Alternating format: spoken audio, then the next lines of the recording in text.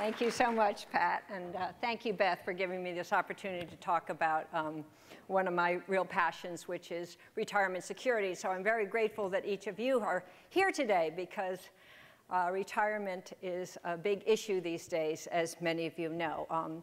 There are some estimates that we are having between a $4.4 trillion to a $6.3 trillion deficit in terms of retirement security. That is the difference between what we should have saved and what we are saving so that people can retire in dignity.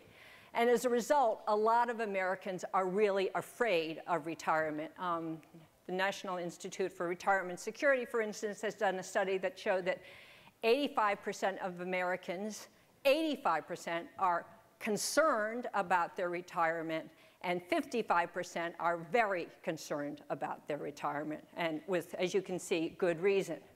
A large part of that is with very good reason. The average amount that Americans have saved by the time they're 60 years old, if they've saved individually, is $10,000. 38 million Americans have no retirement at all. I'm not talking about Social Security. People do have Social Security, but individual retirement, 38 million Americans have no retirement whatsoever. So we really do have a crisis. And a large part of that crisis has come about because we have changed, as you well know, from defined benefit plans, which offered retirement security for a lifetime, into defined contribution plans. In 1989, 73% of Americans had a defined benefit plan if you worked. And now it's down to 42%, and in the private sector, it's 1 out of 5, 20%. So it's really been reduced. If you are my age, that is sort of 62, you still pretty much, the odds are is you have a defined benefit plan. 60% of Americans between 55 and 65 still do have a defined benefit plan. But if you're younger, if you're, it's about half of those, 30%, have defined benefit plans.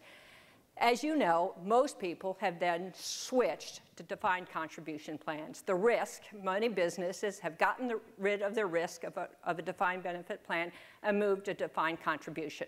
You know that. I'm not telling you anything you don't know. And what happens if you have a defined contribution plan? You have to decide when to be born,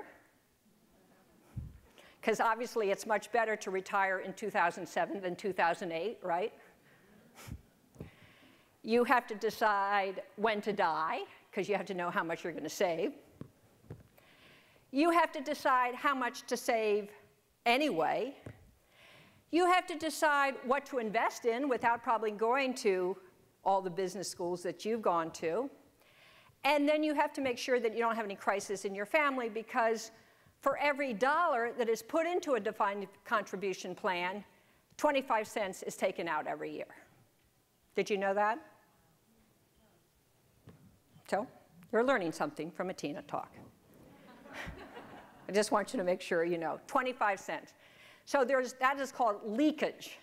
Large amounts of money that are put in defined contribution plans are taken out every year, 25%.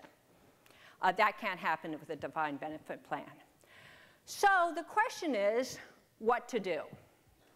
What can we possibly do to deal with this huge challenge that's facing us? If you're in California, you may know that there is a piece of legislation that has been passed called the Secure Choice Initiative. How many of you know about that? One person. That's what I love about people. See, I come from the political realm, so I know about this stuff. So the Secure Choice Initiative says that we need to help people save. And it will require all employers to put 3% of their employees' salary into what is called a pooled fund that will be professionally managed.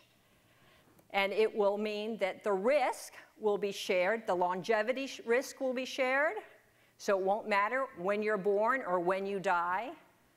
The asset management risk will be shared, and so it means you can invest in a lot of different assets, and the all sorts of other risks will be shared as well, and it will be easier to manage, and it won't be every individual won't have to decide what to invest in, when they're going to die, when they're going to retire, and what's going to happen to them. That is called pooled management with pooled risk with professional management. Now, why would you be interested in this? Any ideas? Yes? Someday you're all going to get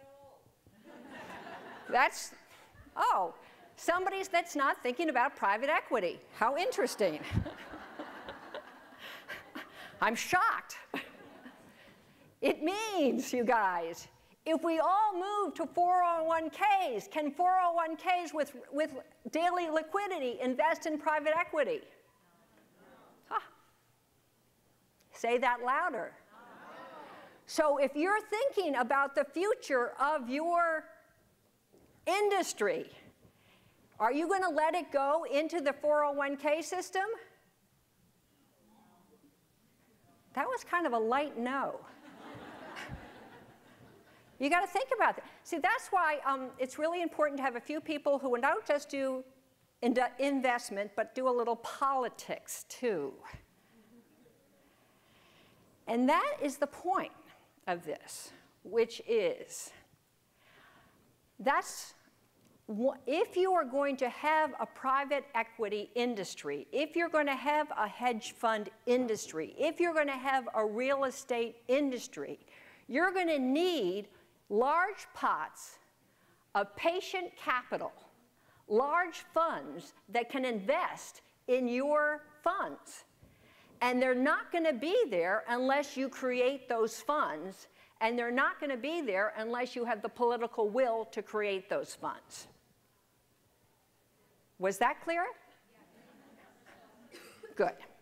Okay. So I got this. Coming from a political background, I figured this out. And I, coming from a political background, really care about the fact, as that woman said, that we have a huge number of Americans without pensions. So California is going ahead with the Secure Choice Initiative, and 15 other states now want to do something similar.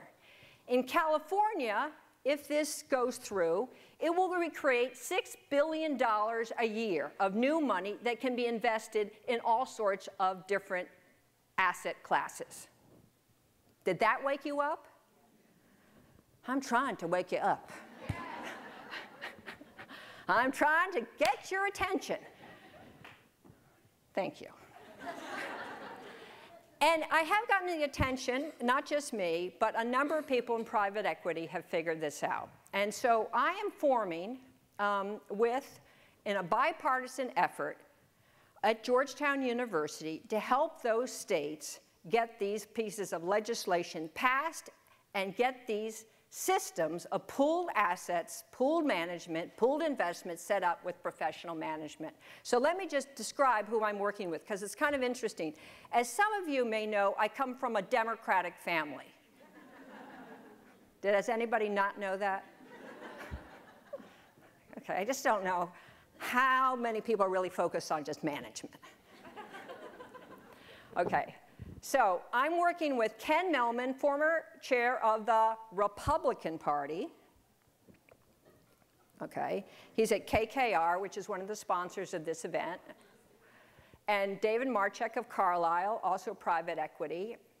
And two public employee unions, SEIU and the AFT, because they understand the public employee unions, where you get a lot of your money because they give you money through their public pensions or through their own pensions.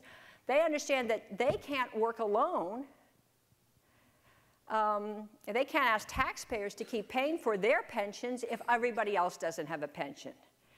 And so we've got, we are starting the center at Georgetown, and we've got the four of us are really, with Ted Wheeler, who's the who is at the treasurer in Oregon, and also Bill Atwood, who's the CIO in Illinois, who has, as you know, Illinois has had a few challenges with its pension. And he says, we need to have a national dialogue about the importance of pensions and what they mean, so he's part of our group. And then we've got a whole group of people who have given money to this center at Georgetown, including the Private Equity Growth Council, which I see supports you, and Blackstone, which of course cares about this as well, and AQR, which is a hedge fund, and the TIAA-CREF, and others like that, the Calvert Group. I'm trying to get you interested in this because I know each of you want to go back to your firms and say, we too should get involved in this and give to Georgetown, right? That was a very low-level laugh. I say this to you because it's really interesting to me who got involved. Ken Mehlman, former head of the Republican Party. David Marchek, Carlisle, but also worked in the Clinton administration. And I was in politics too. So all of us who have been involved had our feet in two worlds. One, a political world, and two, an investment world. Because we understand if you only focused in investments and you don't understand the politics, in 10 years there won't be much money left for private equity or hedge funds, or real estate. So that's my presentation. I hope you've learned something. More importantly, now I think learning is important, but I'd love you to be interested in the center at Georgetown. It's called the Center for Pension Initiatives, or Retirement Initiatives. Center, do you think I'd remember the name of my center?